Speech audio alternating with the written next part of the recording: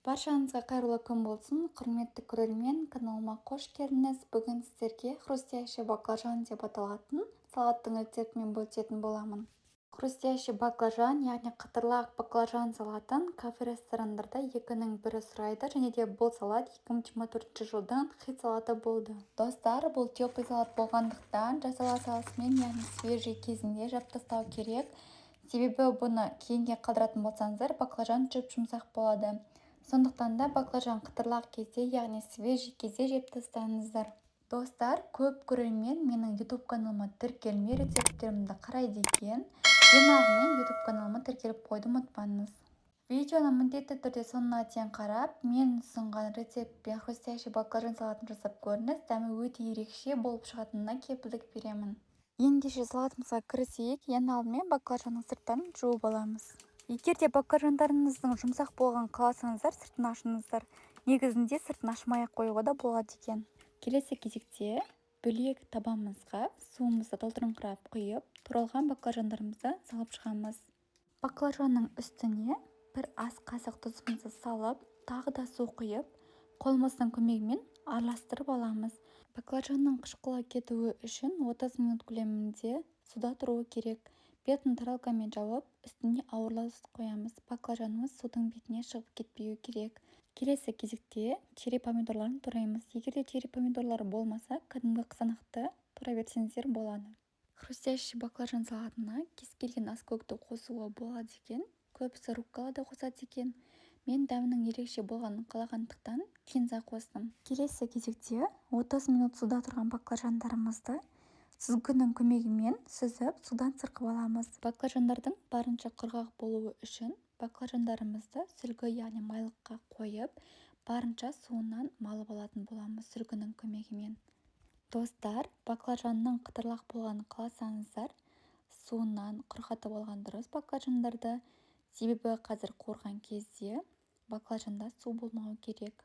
Баклажандарды құрғатып алғаннан кейін табамызға салып, кукурузный немесе картофельный крахмалды сеуіп, қолымыздың көмегімен жақсылап баклажандарымызды крахмалға малып аламыз.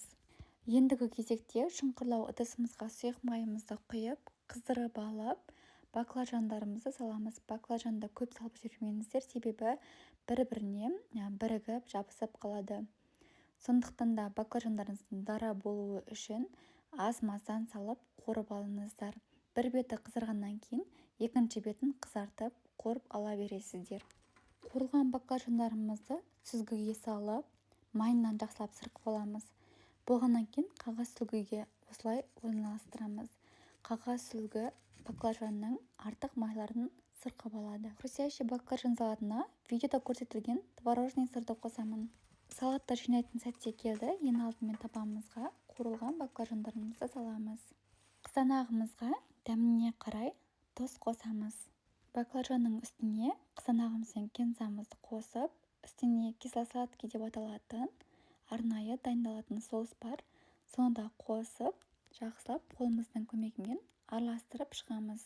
Хрустящий баклажан салаты дайын болуға жақын. Ендігі кезекте салатымызды тарелкамызға орналастырамыз. Достар, негізінде бұл салаттың әдемі көрінуі үшін араластырмай тарелкамызға бірінші баклажан, помидор, одан кейін кинза, творожный сыр, үстіне соусын қоса салады екен.